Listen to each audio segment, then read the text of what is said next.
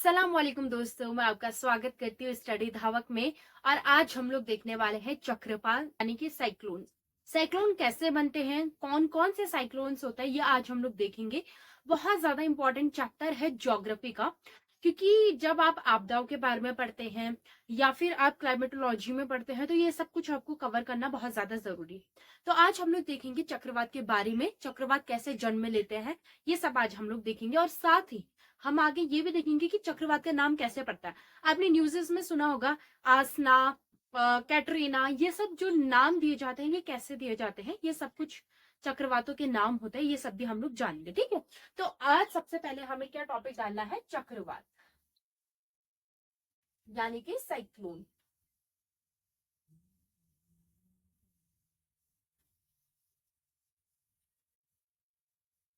सब लोग आप लोग पहले टॉपिक डाल लीजिए, चक्रवात साइक्लोन। चक्रवात क्या होता है? चक्रवात को हम लोग टू पार्ट्स में डिवाइड करते हैं, यानी कि चक्रवात दो तरीके के होते हैं। बहुत से बच्चों को आज पता चला होगा कि चक्रवात के प्रकार होते हैं, क्योंकि आप लोगों ने अभी तक का सिर्फ चक्रवात के बारे में सुना होगा।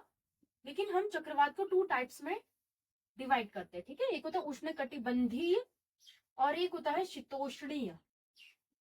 नाम से आपको समझ में आ रहा होगा, ऐसे चक्रवात जो उष्ण कटिबंध में मिले और जो शीतोष्ण के इलाके में मिले, उन्हें हम लोगों ने इस तरीके से डिवाइड किया।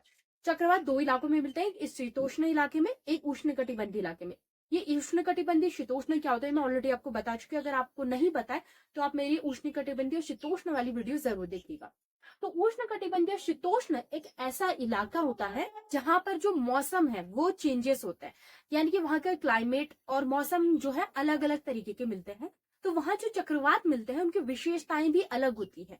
उष्णकटिबंधीय चक्रवात की विशेषताएं अलग है, शीतोष्ण की विशेषता अलग है, और दोनों का जन्म भी अलग तरीके से होता है। दोनों अलग तरीके से जगहों को प्रभावित करते हैं, ये सब हमें देखना है। लेकिन उससे पहले आप लोगों को मैं ये समझाऊंगी कि ये चक्रवात बनते कैसे हैं, चाहे वो उष्णकटिबंधीय हो या शीतोष्ण हो। उसके बाद मैं आपको इसमें पॉइंट्स लिखाऊंगी, तब जाकर आपको पॉइंट्स लिखना है।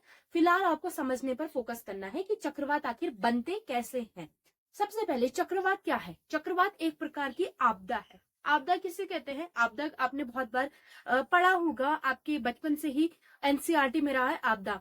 आपदा का मतलब क्या होता है? अचानक ऐसी स्थिति हो जाना जिससे मानवीय और भौगोलिक, जिससे मानवीय और भौगोलिक नुकसान होता हो, जिससे मानवीय और भौगोलिक नुकसान होता हो, उसे हम लोग आपदा कहते हैं। यह अचानक होने वाली घटनाएं होती है जिसका अनुमान लगाना बहुत सी जगह मुश्किल हो जाता है। फॉर एग्जाम्पल, भूकंप के आने का अनुमान लगाना मुश्किल होता है, लेकिन उसके पीछे के कारण वगैरह हम सब जानते हैं कि किस वजह से यह आता है।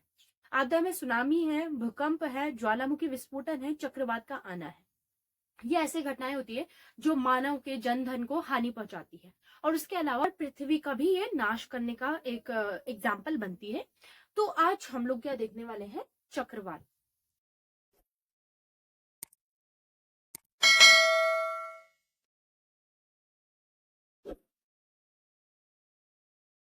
आज हमको देखना है। ठीक है, तो चक्रवात के टू टाइप्स है, उष्णकटिबंधीय चक्रवात और शीतोष्णीय चक्रवात। इसका नाम हमने क्यों दिया है?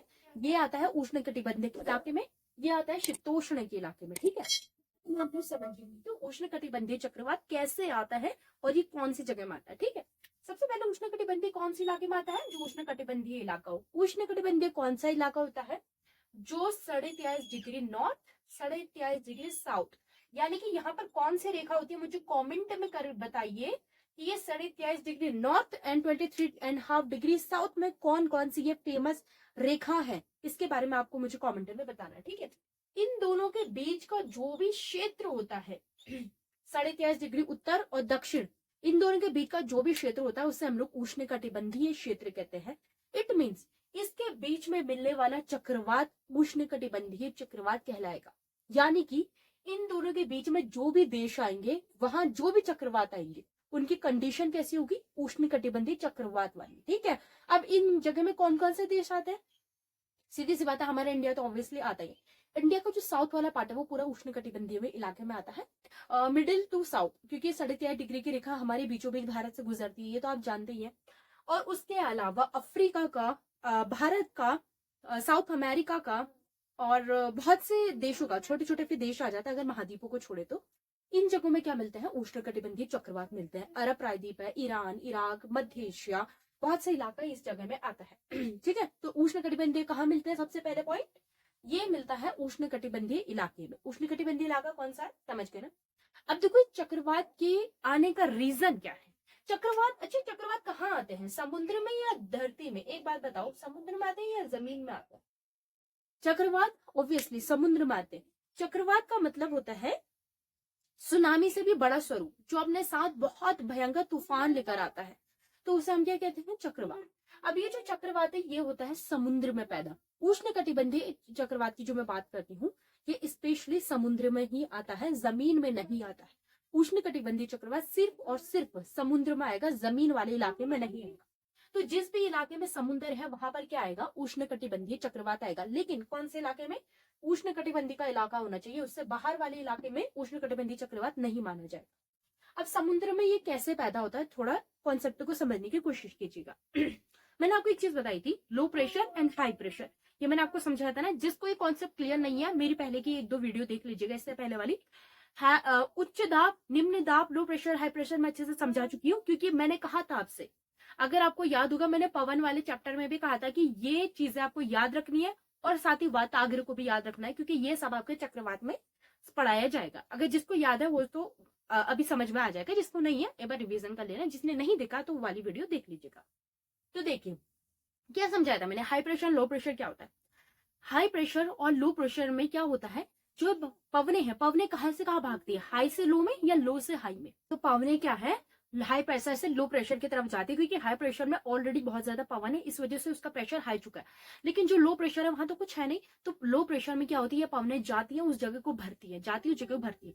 ऐसा ही कुछ यहाँ पर होता है, थोड़ा सा समझने की कोशिश कीजिए। आया था कि उष्णकटिबंधीय इलाकों में मौसम कैसा रहता है, ज्यादातर गर्म रहता है, क्योंकि यहाँ पर जो सूर्य है, सूर्य की किरणें डायरेक्ट पड़ती है, तो ये वाला इलाका कैसा रहता है, गर्म रहता है। यहाँ मैक्सिमम टाइम गर्मी रहती है। ठीक है, कैसा इलाका है, उष्ण इलाका है, इसलिए नाम से पड़ा है उष्ण, उष्ण मतलब गर्म।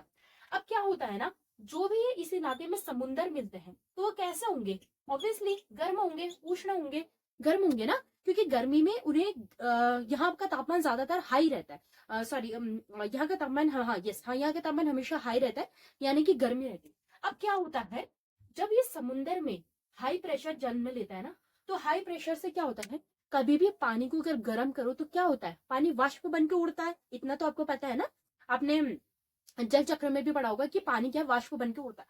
अब जैसे सन की रेज यहाँ पड़ रही है, ठीक है, ये सन है, सन की रेज यहाँ पड़ रही है, तो ये पानी क्या होगा, वाष्पित होगा। वाष्पित होकर ये पानी क्या है, वाष्प बनकर उठेगा ऊपर की तरफ, वाष्प बनकर ऊपर की तरफ उठेगा। अब क्या होता है, जो ये वाला इलाका है ना, अब यहाँ से पानी तो कम हो रहा है, सीधी सी बात है, पानी भाप बन के उठ रहा है, तो पानी कम हो रहा है ना, धीरे धीरे पानी कम होता जा रहा है। तो अब ये क्या है, ये इलाका खाली हो जाता है, खाली हो जाता है। लेकिन दूसरा इलाका, वहीं पे जो दूसरा इलाका है वो अभी उतना खाली नहीं हुआ।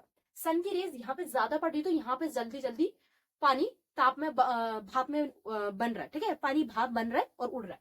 लेकिन यहाँ पर अभी भी ऑलरेडी है, यहाँ पर को हाई प्रेशर है, यहाँ पे कैसा प्रेशर है, हाई प्रेशर। यहाँ पर अभी इसके अपेक्षा यहाँ का पानी थोड़ा ठंडा। ठीक है, एक देखो समुद्र बहुत बड़ा है, कुछ इलाके में गर्मी ज्यादा होगी तो समुद्र के कुछ इलाके में गर्मी ज्यादा नहीं होगी। तो जहां गर्मी ज्यादा होगी वहां पे पानी वाष्प बन के उड़ रहा है, लेकिन जहां पर नहीं है वहां पे हाई प्रेशर है। हाई प्रेशर मतलब अभी भी पानी ठंडा है। ठीक है, अब क्या होता है, हाई प्रेशर मतलब यहाँ पे पवने कैसी है, हाई प्रेशर वाली पवने। लेकिन यहाँ पर क्या हुआ, यहाँ पर तो पवने, जो पानी है वो वाष्प बन के उड़ रहा है, जगह खाली हो रही है ना, पानी की संख्या कम हो रही है, जगह खाली हो रही है। अब क्या होगा, यहाँ पर कौन सा प्रेशर क्रिएट होगा, लो प्रेशर। मैंने एक चीज आपको बताई थी, जहां टेम्परेचर हाई होता है वहां लो प्रेशर क्रिएट होता है, जहां टेम्परेचर लो होता है वहां हाई प्रेशर क्रिएट होता है। ये मैंने आपको समझाया। ठीक है, तो यहाँ पर कैसा टेम्परेचर है, यहाँ पे हाई टेम्परेचर है, यहाँ पर को सूर्य की किरणें ज्यादा पड़ रही है, यहाँ पे पानी ज्यादा गर्म हो रहा है, और पानी ज्यादा गर्म होने की वजह से वाष्प बन रहा है, भाप बन के उड़ रहा है।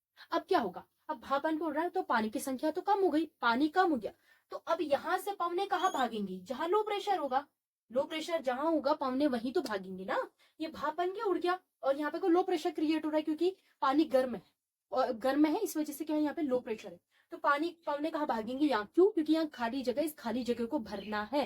तो ये पवने कैसी पवने हैं, जो अपने साथ पानी लेकर आएंगी, क्योंकि समुद्र की पवने हैं, समुद्र की पवनों में पानी होगा, सीधी सी बात है। तो क्या है, ये पवने कहाँ भागती हैं, इस इलाके में भागती है। अब इस इलाके में जैसे ये पवने आई, यहाँ पर को पानी बढ़ गया, ठीक है ना। थोड़ा यहाँ पे से समझना, ठीक है। ये हाई प्रेशर, लो प्रेशर। अब यहाँ से पवने आई, इसने भर दिया इलाके को, लेकिन लेकिन लेकिन सूर्य अभी भी ढला नहीं। सूर्य तो अभी भी अपनी रोशनी दे रहा है, सूर्य तो अभी भी ताप दे रहा है। सूर्य लगातार इसको ताप देता जा रहा है, ये पानी भरता जा रहा है, ये भाप बनता जा रहा है। क्योंकि सूर्य अभी डूबा नहीं है, सूर्य तो अभी भी अपना तापमान दे रहा है। ताप बढ़ने की वजह से अभी भी लगातार भाप बनना जारी है, भाप बनता जा रहा है, उड़ता जा रहा है, भाप बनकर उड़ रहा है, पवने आ रही है, भाप बनकर उड़ रहा है, पवने आ रही है। अब ये जो होता है ना, ये एक तरीके की साइकिल बना देता है, कुछ इस तरीके से देखना, समझिएगा। इतना समझ गए कि क्या हो रहा है यहाँ पर को। पानी गर्म है क्योंकि यहाँ पे वो सूर्य की किरणें ज्यादा पड़ रही है, पानी ज्यादा गर्म है, ज्यादा गर्म होने की वजह से यहाँ लो प्रेशर है, और यहाँ से पानी क्या है, भाप बन के गिर उड़ रहा है, और पानी की जो जगह है वो खाली हो रही है। इस वजह से जहाँ हाई प्रेशर वहां की पानी लो प्रेशर की तरफ आ रही है और इस इलाके को भर रही है। लेकिन सूर्य अभी ढला नहीं है, इसकी वजह से सूर्य अभी भी उसको भाप बना के उड़ा रहा है। जितना पानी आ रहा है वो भाप बन रहा है, जितना पानी आ रहा है वो भाप बन रहा है। इस तरीके से एक साइकिल बन जाती है कुछ इस प्रकार।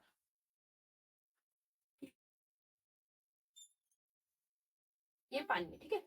अब ये आता जा रहा है, उड़ता जा रहा है, आता जा रहा है, उड़ता जा रहा है। तो अब क्या होता है, ये पवने जो है ना, ये अंदर की तरफ को आती जाएंगी हर तरफ से। जहां जहां भी हाई प्रेशर होगा, जहां जहां भी हाई प्रेशर होगा, वहां से पवने यहाँ आएंगी। जहां जहां भी हाई प्रेशर होगा, क्योंकि हाई प्रेशर चारों तरफ होगा ना, एक ही जगह तो नहीं होगा, कहीं ना कहीं हाई प्रेशर होगा। सारी पवने कहाँ आएंगी, यहाँ, क्योंकि यहाँ लो प्रेशर है, और ये लो प्रेशर हमेशा बनता ही रहेगा। क्यों? क्योंकि यहाँ से जगह खाली होती जा रही है, भाप बनता जा रहा है, तो ये लो प्रेशर खत्म नहीं होगा। क्यों खत्म नहीं होगा? क्योंकि यहाँ पे लो प्रेशर बनता ही जा रहा है, क्योंकि यहाँ पे पानी टिक ही नहीं रहा है, वो भाप बन के उड़ जा रहा है। अगर पानी टिक गया तो लो प्रेशर खत्म हो जाएगा। तो ये देखो, यहाँ से क्या है, ये पवने आती गई, आती गई, आती गई, तो ये एक तरीके से साइकिल बना देती है। अब ऐसे क्या होता है, ये घूमता रहता है, घूमता रहता है, घूमता रहता है, घूमता रहता है, और एक बहुत खतरनाक तरीके से हवाओं का इतना ज्यादा संगम हो जाता है, हवाएं इतनी अधिक आ जाती है, क्योंकि उसे हवाओं का मकसद है उस गैप को भरना, लेकिन वो गैप भर ही नहीं रहा है, तो हवाएं और आएंगी, और आएंगी, और आएंगी। ऐसी हवाएं इतनी ज्यादा हो जाती, इतनी ज्यादा हो जाती, एक के ऊपर एक हवा चढ़ने लगती है, एक के ऊपर हवा चढ़ने लगती है, और इसी की वजह से खतरनाक तूफान का जन्म होता है, जिसे हम लोग कहते हैं उष्ण कटिबंधीय चक्रवात। आया अब आप लोगों के समझ में, आखिर उष्ण कटिबंधीय चक्रवात बनता कैसे है। हवाओं का जब लो प्रेशर, आप ही सोचो, अगर कोई डब्बा है, फॉर एग्जाम्पल अगर कोई इंसान है, वो खाता जा रहा है, उसका पेट भरता ही नहीं है, खाता जा रहा पेट, आप उसके सामने और लाओगे, और लाओगे, और लाओगे, और लाओगे, और उसे इतना खिला दोगे, खिलाते जाओगे, खिलाते जाओगे, उसका पेट गुब्बारा बन के फट जाएगा, एक विनाश। वैसा ही यहाँ पे समझ, वैसे यहाँ हो रहा है कि पवने आती जा रही है, आती जा रही है, बस वो जगह गैप भर नहीं रहा है। क्यों? क्योंकि वो पानी भी वाष्प होता जा रहा है। इसकी वजह से इतने अधिक पवने आ जाती है कि वो एक दूसरे के ऊपर चढ़ती है, चढ़ती है, चढ़ती है, चढ़ती है, और एक क्या बन जाता है, चक्रवात का जन्म होता है। अब ये चक्रवात क्या है, चक्रवात एक ही जगह पे नहीं खड़ा रहेगा। अब ये चक्रवात क्या है, पूरे समुद्र में घूमेगा, राउंड लगाएगा, जहां जहां भी लो प्रेशर है, अब ये उसी जगह घूमता जाएगा, घूमता जाएगा, घूमता जाएगा, और समुद्र में विनाशकारी तूफान लेकर आता है। लेकिन उष्ण कटिबंधीय चक्रवात की एक विशेषता ये है, जैसे ही कोई तट आता है, तट किसे कहते हैं, तट किसे कहते हैं, तट ऐसा इलाका जहां से समुद्री सीमा खत्म हो जाती है।